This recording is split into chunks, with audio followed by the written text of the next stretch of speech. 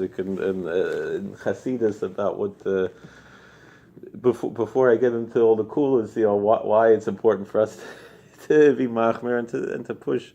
And I always think about the Kedushas Levi in Shmini. You've ever learned that? No.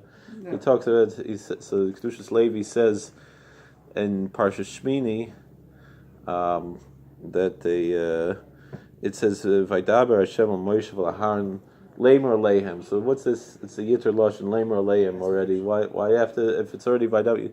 How are you, Rabbi? Good to see you. So it's Vaydaber Hashem al Moshe Lamer then Lamer Lehem. The Kedushas Levi and Shmini. You ever learned this? There's only two Torahs in Shmini by the Kedushas Levi. Did you learn Kedushas Levi? Only the Kedushas Levi on Shmini. Do you learn Kedushas Levi? You learn once in a while, yeah. I know my Zeta, the Kruler of the Kedushas Levi, came to visit him, and he jumped out the window because Margad a guy Vernach Shahid, so he didn't. But in those, I to me it's a ehrlichkeit that he. But he did later. He met the Kedushas Levi, but the Kedushas Levi came. The Rebbitzin, the Baba, the Krula Rebbitzin brought her in, and she said she asked brachas for the kids. So I guess I'm assuming my Baba, the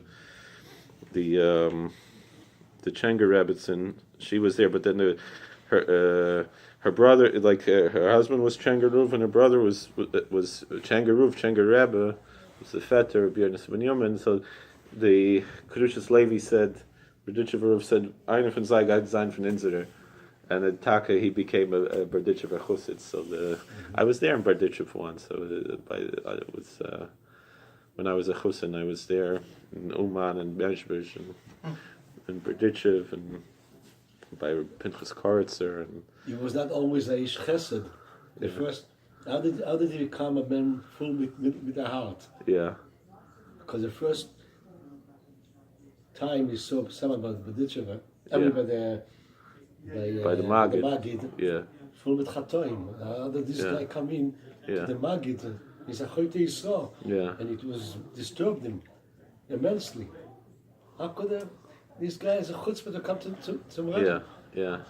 So after this person left, the Magid told them, not everything you see you have to accept to keep.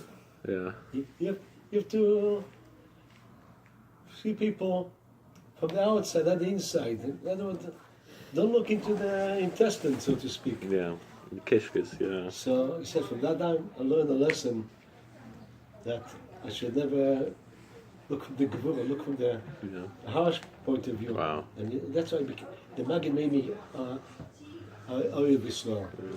You never saw anything better. That's why we became the Melitza Shel Yisrael, the Sanega. Until then, he was just the opposite. Yeah.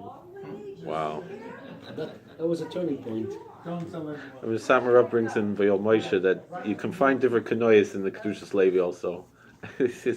But the Kedushas Levi, he brings it. He asks the kasha, why is it saying Parsha Shmini by the chayas that what's your kosher, what's your not? It says Vaydaber Hashem al Moshe v'Aharon Lamer Aleim Daber al Bnei Yisrael. So what is this Lamer Aleim? What's this Yitter Lashon Lamer Aleim?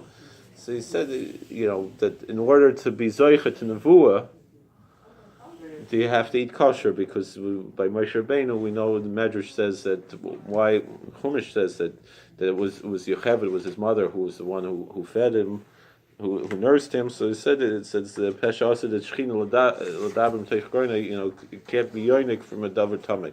This is a bekannte thing. So it said so the Navi Yoel says b'neichem b'neisechem nabu, that the young people, old people, your children, your sons and your daughters will have nevuah. The young people, old people will see chizyonis. So we see that we're all going to be neviim. So that's why you have to eat kosher, because leimer leim means. So me, I even though my family comes from Chushav Yidden, from the Chavas Yorim around Prague, but my mother went her own way. My father wasn't Jewish. I didn't grow up eating kosher. So when I see that Kedushas Levi, what am I going to do? Everyone, you're all going to be Nevi'im, and I'm going to sit on the side, and what am I going to do with that? So then I saw by us, by Shalashudas it brings there's a nusach of l'shem yichud. What's the inyan of Shalashudas? And one of the things is b'schus Shalashudas. Why we call it Shalashudas and not, but a lot of people they call it Suda Shlishis, but that's maybe more proper al pi diktuk. Well, you call it Shalashudas because it's quite all the Sudas, because it shows the first two are also l'shem shemayim, right? When it's hard to eat, but even if it's like you do with the mezoinus or with I'm not putting down Chabad that you're not if you wash you don't, or the Torah like the Zohar says, it's fine. It's also the same thing. Yeah, but anyway, yeah. But whatever, however you do it, however you makayim the Shalashudas Elu, it says Yisukum Masha B'Gamti B'Sudus Rishus Machalos Asuras, that Oynik Shabbos is a tikkun on Machalos Asuras. So that means that Oynik Shabbos also it's not only if it's a tikkun for Machalos Asuras, so then therefore it's a hachana for Nevuah. And if Kodesh Baruch Hu is l'malam in his man, that means that it's like the Pius Esner talks about the avodas and nevuah, that it's really eating on Shabbos every all the sudas. It's avodas and nevuah. That's you mentioned the Magid. So the Magid brings leiseichel adam, and it's that what does it mean leiseichel adam?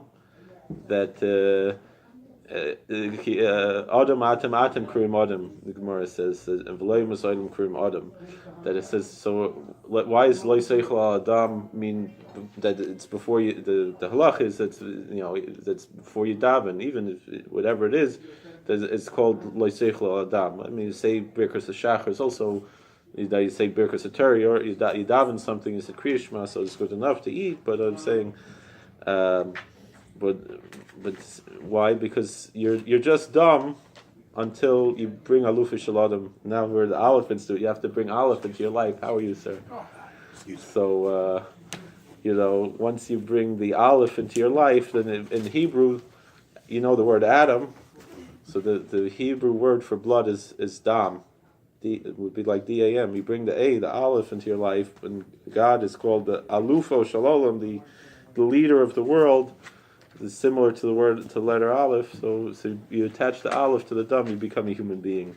So we have to understand that why we eat in a holy way, and we bring, and anybody can bring holiness into the way they eat. It's we do it our way, but any way you Christian people say grace before you eat. You're bringing the aleph into then you're not just dam, you're not just blood, you're a human being, you're Adam. So it's important what we're doing here. And also, the Baal Shem Tov brings a story from Maimonides, from the Rambam, that there was someone who had sfeikus emunah. He said maybe it's because you're not eating kosher. That's something he's asking questions on tchias and mace and things. So keeping kosher is a very important thing to us. I mentioned that it's the prophet Joel in the Bible says where your sons and daughters will prophesy. We're waiting for the day when we'll be prophets again. And that we attach that to a verse in Leviticus that said that the Lord spoke unto Moses and Aaron in order to say to them, and before he described the animals were allowed to eat and not, and in order to say to them means in order to speak to them, in order that we could be prophets. So it's a major, not even if we're not now, we're looking forward to the glorious future when we'll be restored to that, and we live our lives looking forward to something greater. So. Keeping kosher in the prison is a big challenge. I'm not going to record this.